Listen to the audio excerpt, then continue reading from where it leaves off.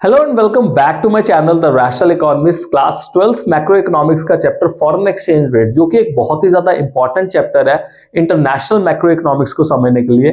तो आज हम उस चैप्टर को स्टार्ट करेंगे। दो पार्ट्स में हम इस चैप्टर को कंप्लीट करेंगे। बहुत ही ज्यादा इंपॉर्टेंट चैप्टर है, not only for your board exams, but अगर आपको इकोनॉमिक्स को आगे डिटेल में अच्छे से समझना है तो उसके लिए भी, कि किस तरह से रेट्स हमारे डिटर्मिन होते हैं, कौन कौन तरीके से हमारे रेट्स डिटर्मिन होते हैं, क्या फायदा होता है रेट के बढ़ने से, क्या नुकसान होता है रेट के बढ़ने से, क्या फायदा होता है रेट के कम होने से, क्या नुकसान होता है, वो सारी की सारी चीजें इन डिटेल जो है हम इन दो वीडियोस में करेंगे, क्योंकि ये चैप्टर मैं आपको दो पार्ट्स में कंप्लीट कराऊंगा। So without wasting a time part 1 को शुरू करते हैं। चैनल को सब्सक्राइब कर लेना और बेल आइकन को प्रेस कर लेना ताकि लेटेस्ट नोटिफिकेशंस आपके साथ मिलते रहे। So let's start with the video.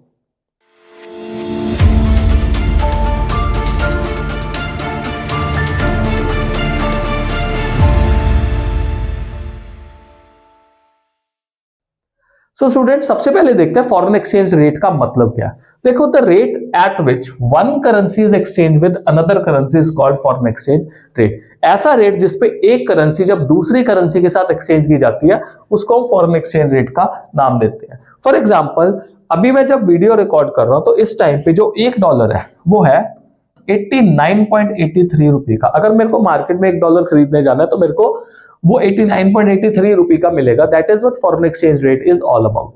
मतलब ये ऐसा नहीं है कि सिर्फ डॉलर और रुपए में जो हम एक्सचेंज रेट है वो देखते हैं, दुनिया की जितनी भी करेंसीज है हम उनमें एक्सचेंज रेट जो है वो डिटरमिन करते हैं।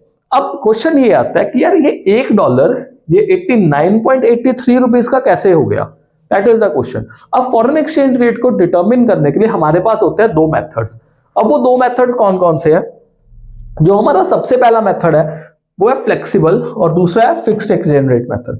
देखो, स्टार्टिंग जो हुई थी वो एक्चुअल में फिक्स्ड एक्सचेंज रेट मेथड से हुई थी, पर हम जो अपने पार्ट 1 में स्टडी करेंगे हम लोग पढ़ेंगे फ्लेक्सिबल एक्सचेंज रेट मेथड के बारे में, और पार्ट 2 में हम लोग फिक्स्ड एक्सचेंज रेट मेथड के बारे में पढ़ेंगे, राइट। अब फ्लेक्सिबल एक्सचेंज रेट मेथड होता क्या है?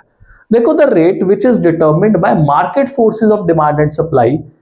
ओके, जिस तरीके से जो रेट्स है फॉरेन एक्सचेंज रेट के और फॉरेन करेंसीज के डिटरमिन किए जाते हैं बाय द मार्केट फोर्सेस, उसको हम कहते हैं फ्लेक्सिबल एक्सचेंज रेट। इसका दूसरा नाम जो होता है वो क्या होता है? Floating exchange rate. So it refers to exchange rate which is determined by market forces of demand and supply.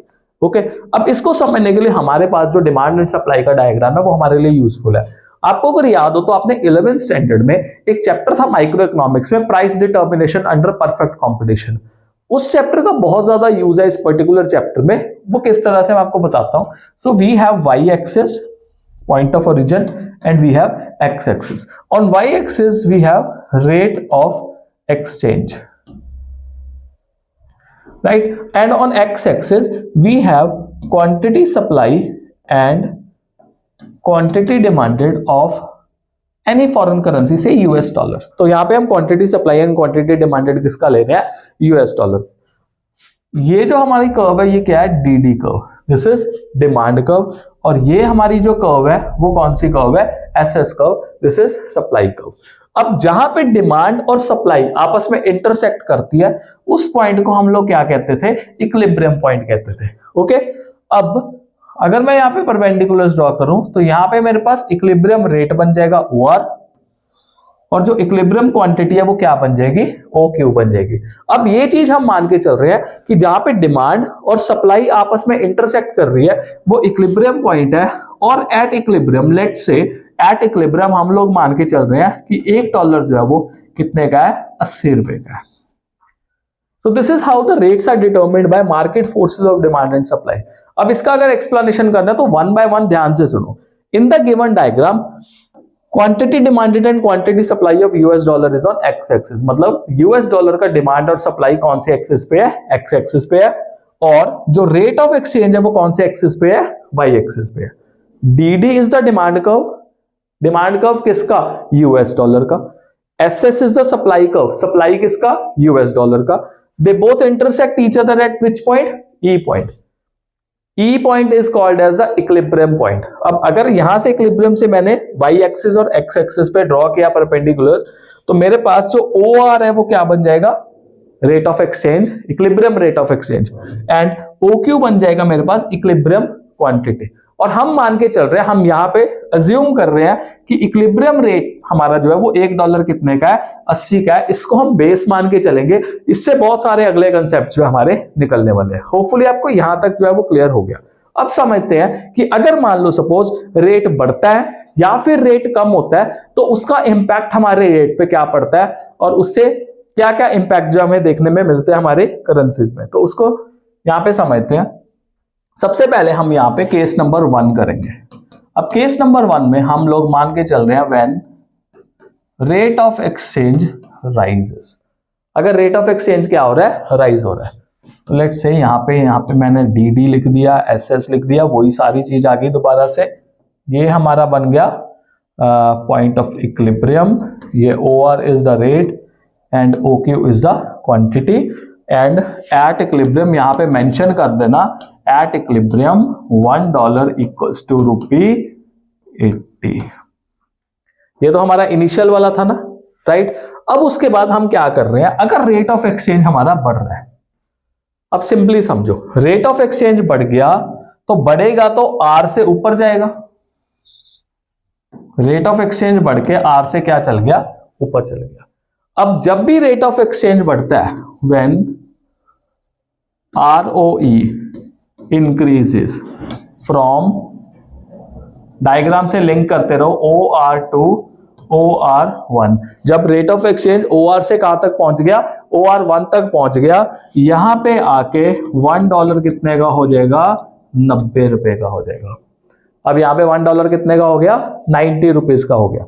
अब सिंपली समझो एक चीज, यहां पे हमने रूल्स कौन से अप्लाई करने, लॉ ऑफ सप्लाई और लॉ ऑफ डिमांड वाला याद करो।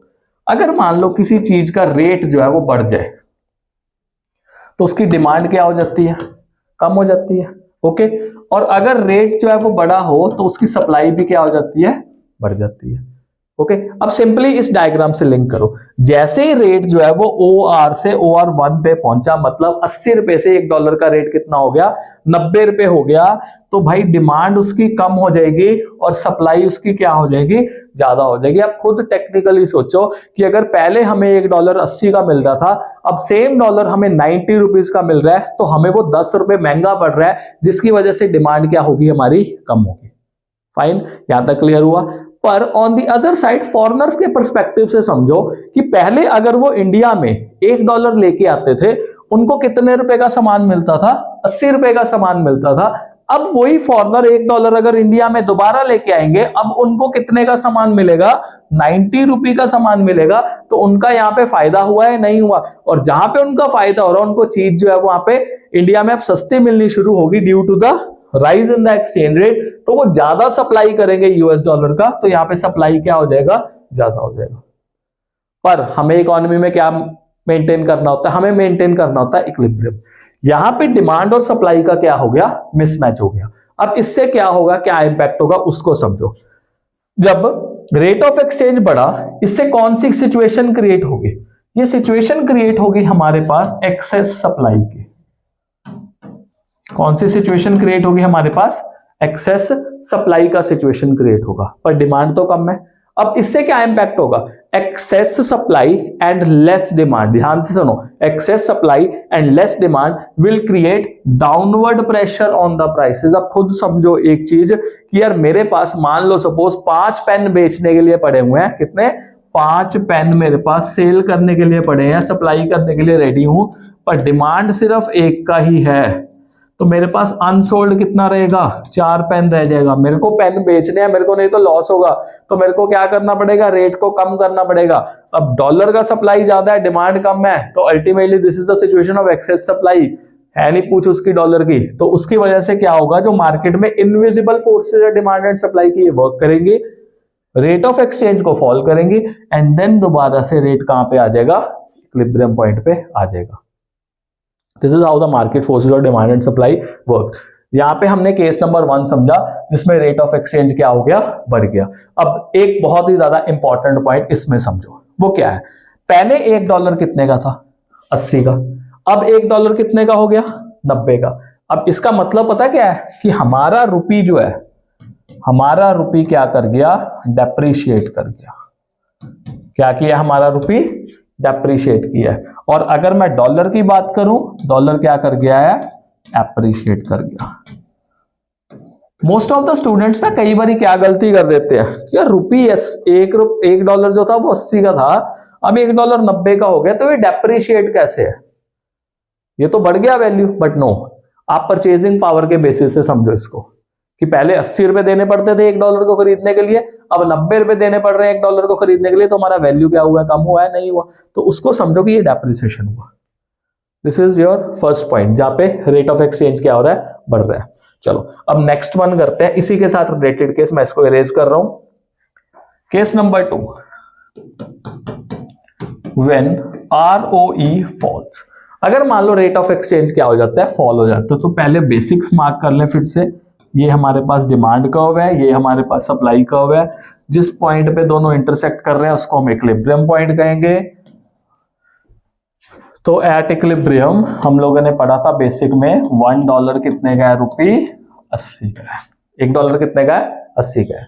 और जब रेट ऑफ एक्सचेंज यहां पे क्या करता है, फॉल करता है, तो फॉल करेगा, आप खुद समझो इस डायग्राम के बेसिस। फॉल किया तो R से नीचे जाएगा, ऊपर आएगा, डेफिनेटली नीचे जाएगा। तो यहां पे रेट आपका आ गया OR0। और अगर रेट ऑफ एक्सचेंज फॉल किया तो यहां पे अब $1 कितने का रह जाएगा, 70 रुपए का रह जाएगा। ठीक है, अब यहां पे वही लॉ ऑफ सप्लाई और लॉ ऑफ डिमांड अप्लाई करके देखो। अगर रेट कम होता है तो डिमांड क्या हो जाता है, बढ़ जाता है किसी चीज का, और अगर रेट कम होगा तो सप्लाई क्या होगा, कम होगा। फिर से वही कंसेप्ट देखो, जैसे ही रेट जो $1 पहले 80 था अब 70 रह गया, तो यहां पे डिमांड जो है वो बढ़ गई और सप्लाई जो है वो कम होगी। अब इसको अपने पर्सपेक्टिव से सोचो कि पहले आपको $1 खरीदने के टाइम पे 80 रुपए पे करने पड़े थे, अब 70 रुपए पे करने पड़ रहे हैं, तो आप तो खुश हो जाओगे, आपकी डिमांड क्या हो जाएगी, डॉलर की बढ़ जाएगी कि यार सस्ता मिल रहा है अब ये हमें। ऑन दी अदर साइड, अब बाहर वाले के पर्सपेक्टिव से समझो कि पहले $1 के बदले उनको 80 रुपए का सामान मिल रहा था, अब अगर वो $1 लेके आते हैं तो उनको कितने का सामान मिलेगा, 70 का ही सामान मिलेगा, उनको 10 रुपए का नुकसान हो रहा है, तो वो सप्लाई क्या करेंगे, कम करेंगे। तो ये कौन सा सिचुएशन हमारे पास क्रिएट हो गया, ये क्रिएट हुआ एक्सेस डिमांड का। पर हमें इकोनॉमी में क्या चाहिए, हमें चाहिए इक्विलिब्रियम। हम लोग 11वीं में बहुत डिटेल में पढ़ चुके थे कि हमें इक्विलिब्रियम मेंटेन करना है। अब इक्विलिब्रियम किस तरह से मेंटेन करेंगे कि यहाँ पे जो हमारी एक्सेस डिमांड है और जो लेस सप्लाई है वो अपवर्ड प्रेशर क्रिएट करेगी रेट्स पे। अब इस पे भी एक सिंपली चीज समझो, मेरे पास एक पेन पड़ा हुआ है बेचने के लिए, खरीदने वाले कितने हैं, 5, अनफुलफिल्ड डिमांड रहेगी, तो क्या होगा, एक्स्ट्रा की डिमांड कम करनी पड़ेगी। वो कम करने के लिए इनविजिबल फोर्सेस रेट्स को क्या कर देंगे, बढ़ा देंगे, रेट बढ़ेगा और दोबारा से इक्विलिब्रियम क्या हो जाएगा, रिस्टोर हो जाएगा। समझे। पर एक और चीज अब इसमें समझो, जब रेट ऑफ एक्सचेंज है वो फॉल करता है तो उस टाइम पे हमारा जो इंडियन रुपी है वो क्या कर रहा है, एप्रिशिएट कर रहा है, और जो डॉलर है वो इस केस में क्या कर रहा है, डेप्रिशिएट कर रहा है।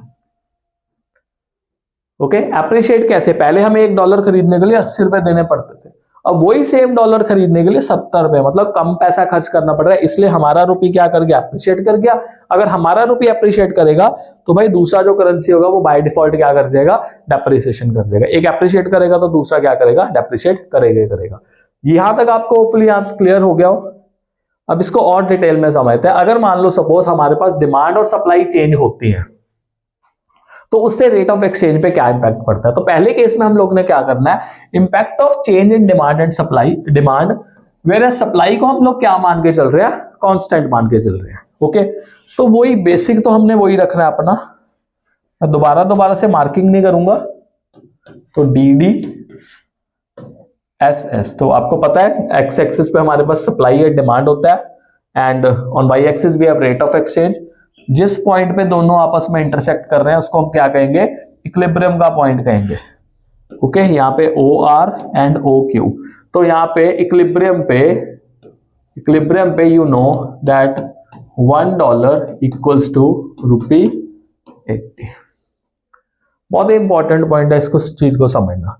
अब सिंपली समझो, अब क्या हुआ, डिमांड इंक्रीज हो रही है, पर सप्लाई को क्या रख रहे हैं हम, कांस्टेंट रख रहे हैं। अब जब डिमांड इंक्रीज होती है, 11th का फिर से रूल याद करो, जब भी डिमांड इंक्रीज होगी तो डिमांड कौन सी साइड पे शिफ्ट होगी, राइटवर्ड साइड पे शिफ्ट होगी। तो ये क्या बन गया आपका, D1 बन गया। न्यू डिमांड कर्व और जो सप्लाई कर्व है वो आपस में कहां पे इंटरसेक्ट करेंगे, इस पॉइंट पे। इसको क्या कहेंगे हम लोग, इक्विलिब्रियम कहेंगे। तो यहां पे खुद समझो, यहां से अब आपका रेट बताओ मेरे को क्या हो रहा है। पहले रेट OR था, अब रेट क्या है, OR1 है। पहले से रेट बढ़ा या नहीं बढ़ा, अब अगर रेट बढ़ा तो $1 कितने का हो गया, 90 रुपए का हो गया।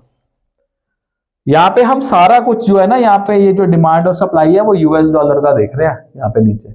अब सिंपली समझो, जिस चीज का डिमांड, एक बहुत ही बेसिक सी एग्जांपल, जिस चीज का डिमांड ज्यादा होता है ना, तो उस चीज का रेट क्या हो जाता है, ऑटोमेटिकली बढ़ना शुरू हो जाता है। धुरंधर फिल्म कितनी ज्यादा सक्सेसफुल हुई है, अब धुरंधर की वजह से अक्षय खन्ना की पूरी वाइब चल रही है। अक्षय खन्ना छाया पड़ा है इस टाइम इंस्टाग्राम पे। ओके, तो अक्षय खन्ना साहब की अब फीस की वैल्यू क्या होगी, बढ़ेगी। क्यों, क्योंकि अब अक्षय खन्ना साहब की क्या होगी, डिमांड होगी। जिस चीज का डिमांड ज्यादा होता है, अब सिंपली समझो, जिस चीज का डिमांड ज्यादा होगा उसका वैल्यू भी क्या हो जाएगा, बढ़ जाएगा। तो यहाँ पे डॉलर का डिमांड पहले कितना था, $1 = 80 रुपये वाला था। अब जैसे ही डिमांड बढ़ा तो डॉलर भी भाव में आ गया। डॉलर कहता कि अब तो मैं ज्यादा पैसे लूंगा खरीदवाने के लिए।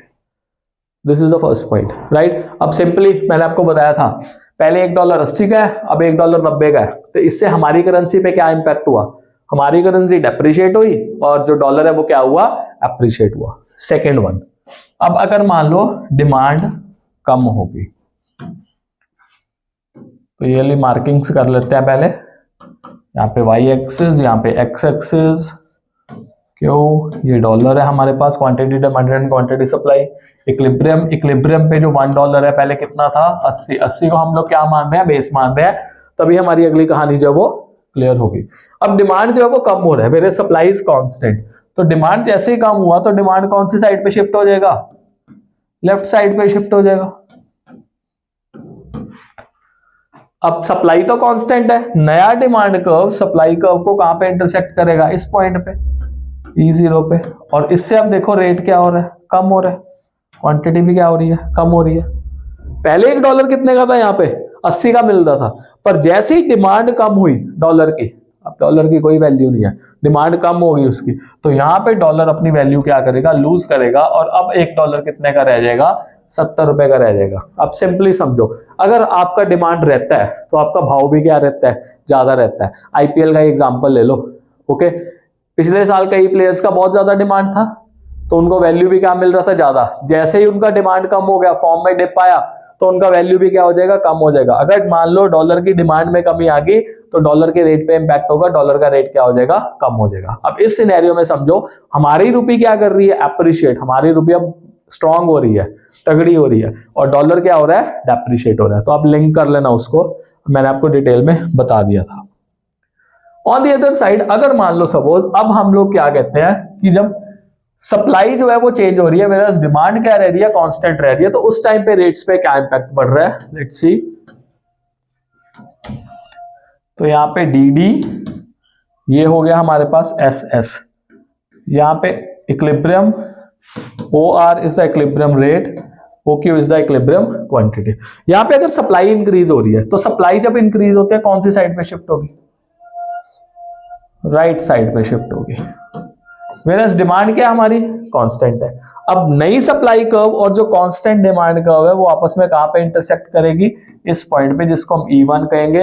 अब इस पे समझो आपका रेट जो है वो कम हो रहा है, वेरस क्वांटिटी आपकी क्या हो रही है, बढ़ रही है। पहले जो इक्विलिब्रियम रेट था वो $1 कितने का था, 80 का था। अब उससे कंपेयर करके देखो, 80 से रेट क्या आ गया, नीचे आ गया, तो $1 अब कितने का आ गया, 70 का। अब इसको भी एक बहुत प्रैक्टिकल एग्जांपल से समझो, आपकी रियल लाइफ एग्जांपल है। आप अपने दोस्त के घर ना रेगुलर जाते हो, ओके, या दोस्त छोड़ो, चलो रिश्तेदार के घर जा रहे हो, रेगुलरली जा रहे हो, बिन बुलाए जा रहे हो, तो आपका वैल्यू क्या हो जाएगा, कम हो जाएगा। अगर आपका सप्लाई कहीं पे ज्यादा है पर डिमांड कांस्टेंट है, डिमांड उतना है नहीं पर सप्लाई ज्यादा हो रहा है, तो उसका वैल्यू क्या हो जाता है, फिर चीज का कम हो जाता है। वही चीज हुई, डॉलर का सप्लाई बहुत ज्यादा हो गया पर उसका इतना ज्यादा डिमांड नहीं है, तो उसकी वजह से पहले जो $1 80 का था, अब $1 कितने का रह जाएगा, 70 का रह जाएगा। और अगर $1 का रहा, यहां पे इंडियन रुपी क्या कर गया, एप्रिशिएट कर गया, और डॉलर क्या कर गया, डेप्रिशिएट कर गया। ऑन द अदर साइड अगर मान लो सपोज सप्लाई में डिक्रीज हो जाए, डॉलर अपने रिश्तेदार के घर मतलब इंडिया में कम आना शुरू हो जाए, रेयरली दिखता हो, तो लेफ्टवर्ड साइड पे शिफ्ट हो रहा है सप्लाई का हमारा। अगर सप्लाई में कमी आ रही है तो सप्लाई कौन सी साइड पे शिफ्ट आ जाएगी, लेफ्टवर्ड साइड में। न्यू सप्लाई कर्व ये डिमांड पे कहां पे इंटरसेक्ट कर रहा है, E1 पॉइंट पे। तो आप खुद समझो, अगर मान लो किसी चीज का सप्लाई जो है वो कम हो जाए, कोई चीज बहुत ही मुश्किल से मिल रही है, तो उस चीज का वैल्यू बाय डिफॉल्ट क्या हो जाएगा, बढ़ जाएगा। जो चीज तो भाई भाव में मिल रही थी, सप्लाई हो रही थी, मिल रही है चीज, तो उसका वैल्यू क्या होगा, कम होगा। पर जो चीज अब कम होगी सप्लाई में, तो उसका वैल्यू क्या हो जाएगा, ज्यादा हो जाएगा। डॉलर अब अपने रिश्तेदार के घर कम जा रहा है, तो उसके रिश्तेदार बार बार उसको फोन करके कहेंगे, डॉलर भाई तू आ नहीं रहा, हमारे पास भी, हमें भी मिल जा। तो डॉलर कहता नहीं नहीं मैं नहीं मिल रहा, मैं बाद में आऊंगा। तो बार बार बुलाने पर उसका वैल्यू जो है वो, क्योंकि वो रेयरली जा रहा है, तो जैसे ही डिक्रीज होगा उसका सप्लाई, तो उसका भाव भी क्या हो जाएगा, बढ़ जाएगा। तो अब जब उसका वैल्यू बढ़ेगा, तो आप सिंपली समझो यहां पे हमारी करेंसी क्या कर रही है, डेप्रिशिएट कर रही है, और यूएस डॉलर क्या कर रहा है, एप्रिशिएट कर रहा है। समझे यहां तक? ये थे हमारे कुछ पॉइंट्स, इजी से पॉइंट्स थे। अब डेप्रिसिएशन और एप्रिसिएशन इतना आ गया, तो उसका डिफरेंस भी समझ लेते हैं, क्या डिफरेंस होता है एप्रिसिएशन वर्सेस डेप्रिसिएशन का। यहां पे हम appreciation of domestic currency and depreciation of domestic currency के हिसाब से समझ रहे हैं, इसको समझ लेना। नाउ मीनिंग देखते हैं। Now it is a situation of fall in exchange rate, it is a situation of fall in exchange rate, मतलब ये वाला पॉइंट यहां पे था पहला वाला, अब फॉल हुआ है, ये हुआ है फॉल हुआ एक्सचेंज रेट में। इसका मतलब less rupee are needed to buy $1।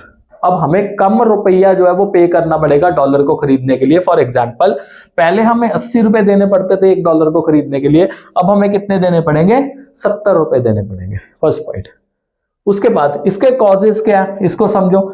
Increase in supply of foreign exchange. अब यहां पे हमने पढ़ा था, जब फॉरेन एक्सचेंज का जो सप्लाई है वो इंक्रीज हो जाए, तो यहां पे देखो 80 से एक्सचेंज रेट कहां पे आ गया, 70 पे आ गया, तो हमारी करेंसी क्या हुई, एप्रिशिएट हुई। ऑन द अदर साइड दूसरा हमारे पास जो केस था वो क्या था, एप्रिसिएशन का, डिक्रीज इन डिमांड। जब किसी चीज का डिमांड कम हो जाए तो हमारा जो करेंसी है वो क्या हो रहा था, अप्रिशिएट कर रहा था। तो वही पॉइंट आ गया, increase in supply and decrease in demand for foreign exchange. Okay, अब इस केस में देखो क्या है, जो रुपी है हमारा वो क्या हुआ है, स्ट्रांग हुआ है। किसके कंपैरेटिवली, डॉलर के कंपैरेटिवली। इसमें हम ये भी पॉइंट लिख सकते हैं, rupee become stronger compare to US dollar. Okay, impact में आपको दोनों का बाद में समझाऊंगा क्या होता है इंपैक्ट, बिकॉज पहले इसको थोड़ा सा हम माइंड अप कर ले, फिर इंपैक्ट समझाऊंगा कि इंपैक्ट हमारे क्या क्या होते हैं। डेप्रिसिएशन में समझो, it is a situation of rise in exchange rate. Now more rupee are needed to buy $1। Simply देखो राइज इन एक्सचेंज रेट मेरे को कैसे पता लगा, यहां पे पहला एक्सचेंज रेट आ रहा है हमारा, अब राइज हुआ है तो इस तरह से राइज हो गया। मतलब पहले हमें 80 रुपया पे करना पड़ रहा था $1 खरीदने के लिए, अब वही डॉलर खरीदने के लिए हमें कितना रुपया पे करना पड़ेगा, 90 रुपया पे करना पड़ेगा। दैट मीन्स हमारा अब जो रुपया है वो क्या हो गया है, वीक हो गया है। किसके कंपैरेटिवली, डॉलर के कंपैरेटिवली। अब इसके रीजंस हम लोग ऑलरेडी पढ़ चुके हैं। अगर डिमांड बढ़ जाएगा डॉलर का, डिमांड बढ़ा डॉलर का, तो डॉलर का वैल्यू बाय डिफॉल्ट बढ़ेगा और रुपये का वैल्यू कम होगा। ऑन द अदर साइड अगर सप्लाई मान लो कम हो जाए डॉलर का या और भी किसी करेंसी का, तो अगर उनका सप्लाई कम हुआ है तो उनका वैल्यू फिर से बढ़ जाएगा, हाँ हमारा वैल्यू क्या हो जाएगा, कम हो जाएगा। राइट, अब यहाँ पे बहुत ही इंपॉर्टेंट पॉइंट जिसके रिलेटेड क्वेश्चन जो है वो कई बार बन जाते हैं कि डेप्रिसिएशन से हमारे एक्सपोर्ट बढ़ते हैं, एप्रिसिएशन से हमारे एक्सपोर्ट कम होते हैं, या डेप्रिसिएशन हमारे इंपोर्ट पे क्या इंपैक्ट पड़ता डालता है और एप्रिसिएशन हमारे इंपोर्ट पे क्या इंपैक्ट डालता है। ये 4 क्वेश्चंस हमारे पास बन सकते हैं। राइट, चारों क्वेश्चंस हमारे पास बन सकते हैं। अब इनको समझ लो क्या है पॉइंट ये, और ये क्वेश्चंस पूछे भी जा चुके हैं। सबसे पहले देखते हैं कि एप्रिसिएशन का इंपैक्ट इंपोर्ट पे क्या पड़ता है। ओके, अब सिंपली समझो, पहले अगर मेरे को $1 का सामान खरीदना था तो मेरे को कितने रुपए देके $1 लेना पड़ता था, 80 रुपए देके $1 लेना पड़ता था। पर अगर एप्रिसिएशन हो गया अब मेरे को $1 खरीदने के लिए कितने रुपए चाहिए? 70 रुपए चाहिए। अब मेरे को जो इंपोर्ट है, अगर मैं बाहर से पहले सामान मंगा रहा था 80 रुपए देके $1 देना पड़ रहा था, अब वही $1 का सामान खरीदने के लिए 70 रुपए देने पड़ रहे हैं। तो मैं ज्यादा सामान खरीद सकता हूं या नहीं खरीद सकता फॉरेन कंट्री से? और अगर मैं ज्यादा सामान खरीद सकता हूं तो मेरा इंपोर्ट क्या हो जाएगा? बढ़ जाएगा। ऑन दी अदर साइड, अगर हम एक्सपोर्ट के पर्सपेक्टिव से समझे, अगर मान लो सपोज, चलो एक चिप्स के एग्जांपल से देखते हैं। अगर मान लो सपोज फॉरेनर, यूएस का बंदा पहले इंडिया में चिप्स खरीदने आता था, तो वो $1 के 80 रुपए के हिसाब से कितने पैकेट खरीद लेता था? 8 पैकेट जो है वो खरीद लेता था। पर क्योंकि एक्सचेंज रेट अब फॉल कर गया, अब $1 कितने का? 70 का रह गया। अब $1 उसको कितने रुपए दे रहा है? 70 रुपए दे रहा है। तो 70 से वो कितने पैकेट खरीदेगा? 7 ही पैकेट खरीदेगा, जिससे उसका परचेजिंग पावर इंडिया में क्या हो गया? कम हो गया। अब जब उसका परचेजिंग पावर कम हो गया, उसको दिख रहा है यार अब मेरे को सामान कम मिल रहा है, तो वहां पे हमारे एक्सपोर्ट पे इंपैक्ट पड़ सकता है और हमारे एक्सपोर्टर्स को जो है वो पैसा कम कमाने को मिलेगा और उनका भी परचेजिंग पावर जो है वो कम है। तो इस तरह से हमारे एक्सपोर्ट जो है वो कम होंगे और इंपोर्ट क्या होंगे? ज्यादा होंगे।